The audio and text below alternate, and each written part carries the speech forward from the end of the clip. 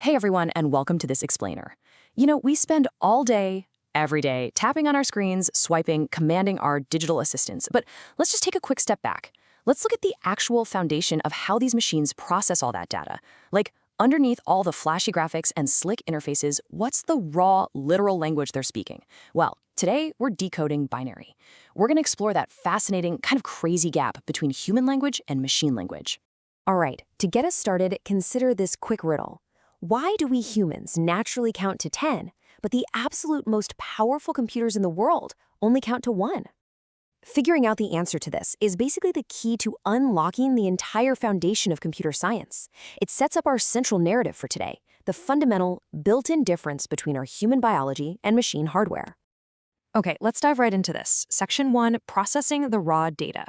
So the word computer literally comes from the word compute. It's just an electronic data processing machine, and that perfectly captures how it works.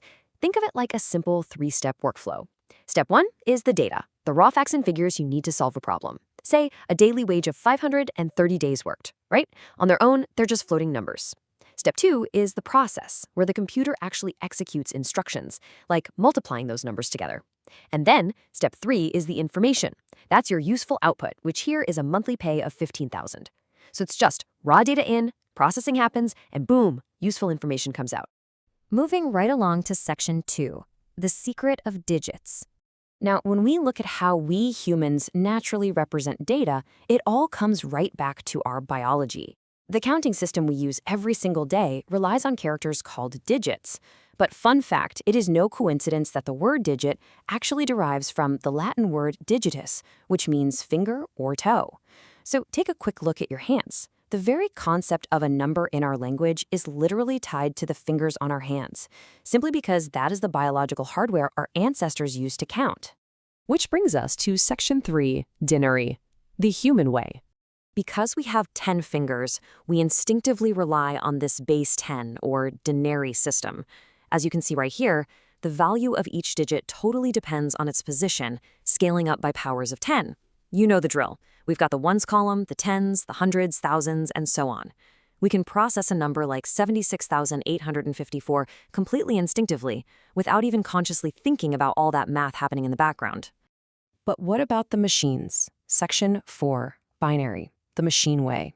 So here's our central problem. Computers do not have biological hardware. They don't have hands or fingers. What they do have are electronic circuits. And the really elegant solution here is that they rely entirely on detecting electricity. Because they're basically just massive webs of circuits, they need a system that perfectly matches how a physical switch actually functions. This is absolutely crucial to understand. If a computer wants to check a value anywhere in its circuitry, all it has to do is detect whether or not there is electricity present. That's it. If there is electricity, like if the switch is on, the value is 1. If there's no electricity, the switch is off, the value is 0. Relying on just these two characters, 0 and 1, makes it incredibly easy and reliable to design these complex electronic circuits. To sum that up, our human-centric denary system uses base 10 because of our biology. The machine-centric binary system uses base 2 entirely out of electrical necessity. Every single thing you do on a device, whether it's sending a text, streaming a video, running complex software, literally all of it has to be converted into this binary format so the machine can process it. All right, section 5, bits, nibbles, and bytes. Scaling up binary. You might be wondering, how on earth can a simple on and off switch handle, say, a 4K video or a massive global database? Well, the secret is scale. A single 0 or 1 is called a bit, which is just a clever contraction of binary digit. Inside modern memory chips, there are millions of microscopic capacitors, and each one stores exactly 1 bit. But to do the heavy lifting, computers have to group them together. Group 8 bits together, and you get a byte. And I love this, if you've ever wondered, half a byte, so just 4 bits, is playfully called a nibble. A byte, a nibble, pretty great, right? But here's why this matters. Grouping bits creates massive exponential power. Think about it. If we have just 1 bit, we only have 2 options, 0 for no and 1 for yes. But if we add just 1 more bit, we immediately have 4 unique combinations. 00 could mean no, 10 could be maybe, 01 could be next week, and 11 could be yes. Basically, every single time you add a binary digit, you literally double the amount of information you can store.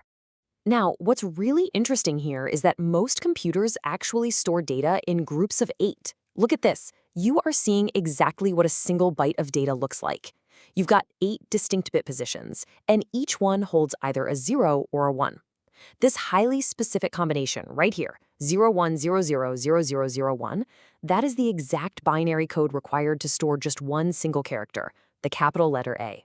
So it takes 8 individual electrical charges, 8 distinct bits, just to type one single letter. And I want to leave you with this final, frankly mind-blowing thought. If a single byte requires 8 microscopic switches, how many billions of switches are flipping on and off inside your computer or phone at this very second just to process the video and audio to show you this explainer? It is just a staggering feat of engineering, and it's all built on the impossibly simple foundation of a machine checking to see if a switch is on or off.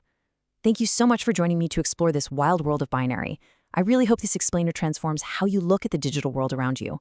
Catch you next time.